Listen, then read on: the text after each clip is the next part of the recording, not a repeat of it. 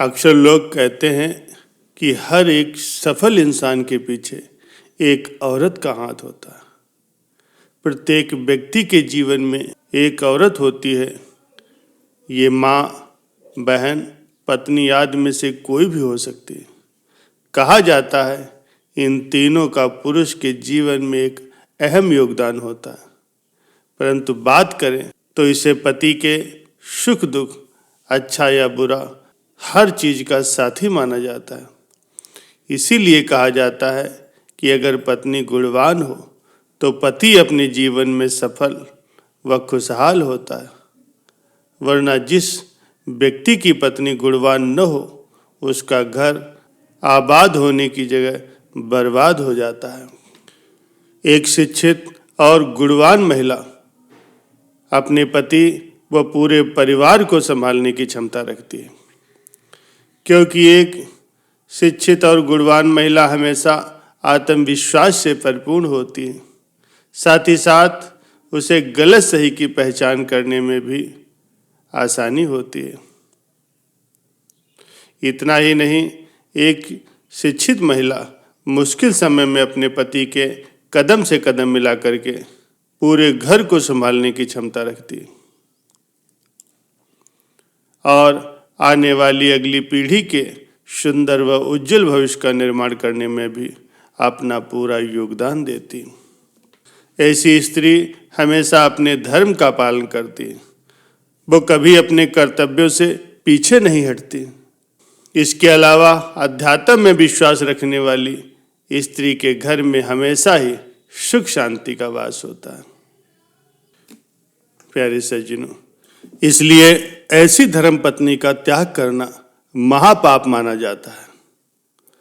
एक प्राचीन कथा के अनुसार राजा उत्तानपाद की दो पत्नियां थीं। एक का नाम था सुनीति और दूसरी का नाम था सुरुचि। दोनों रानियों ने दो पुत्रों को जन्म दिया।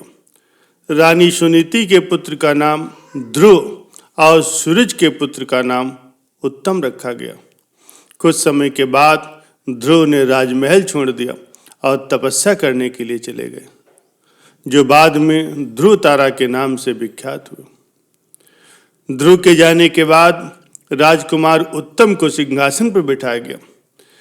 राजा उत्तम बहुत ही धर्मात्मा थे, लेकिन एक बार उन्होंने क्रोध में आकर के अपनी पत्नी से अप्रसन्न होकर के उसे राजमहल से बाहर निकाल दिया और अकेले ही जीवन व्यतीत करने लगे।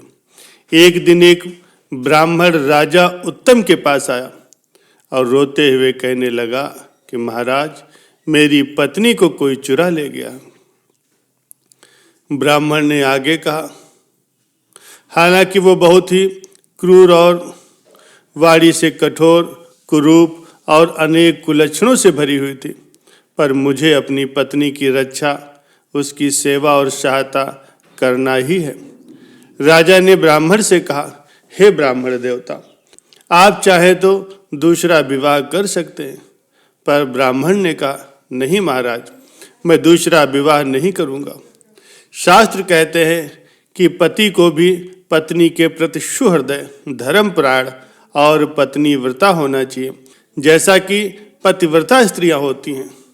ब्राह्मण की बात सुन करके राजा उत्तम अपनी सेना को साथ लेकर के उसकी पत्नी को खोजने के लिए निकल गए। राजा ने अपने सैनिकों को सभी दिशाओं में भेजा और खुद ब्राह्मण के साथ जंगल में चले गए। ब्राह्मण की पत्नी को खोजते खोजते राजा काफी दूर निकल आए। तभी उन्हें एक तपस्वी महात्मा का आश्रम दिखाई दिया। राजा तपस्वी महात्मा का आशीर्वाद लेने के लिए उसके आश्रम में गए। राजा को अपना आतिथ्य जान करके उस ऋषि ने अपने शिष्य को राजा का उत्तम स्वागत करने का सामान लाने को कहा, पर शिष्य ने उनके कान में एक गुप्त बात कही तो ऋषि चुप हो गए और बिना स्वागत उपचार किए साधारण रीति रिवाज से ही राजा से वार्ता शुरू की। राजा उत्तम इस बात पर बहुत आश्चर्यचकित हुए।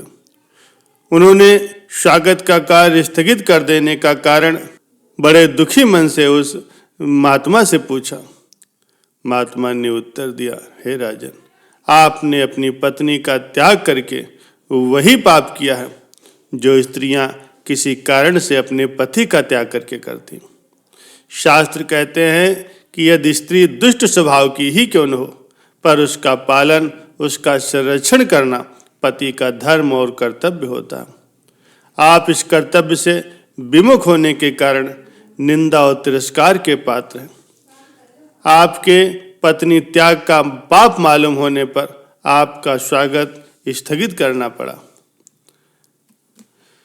उस तपस्वी की बात सुन करके राजा को अपने कृत्य पर बड़ा पश्चाताप हुआ।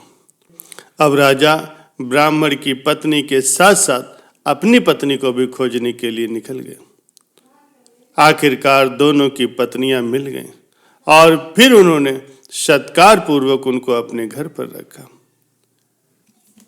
प्यारे सज्जनों, इस कहानी से हमें यही शिक्षा मिलती है कि अनेक दोष होने के बावजूद भी देवताओं को साक्षी मान करके 7 फेरे लेने के पश्चात पाणी ग्रहण की हुई स्त्री का कभी भी परित्याग नहीं करना चाहिए, बल्कि पतिव्रता स्त्री जैसे अपने सद्व्यवहार से दुर्गुणी पति को सुधार लेती, वैसे ही पति को भी अपनी पत्नी को सुधारना और उसे सुधरने का मौका देना चाहिए। उसका त्याग करना तो अपने कर्तव्य से विमुख होना है। इसलिए ऐसी धर्मपत्नी का त्याग करना महापाप माना जाता है।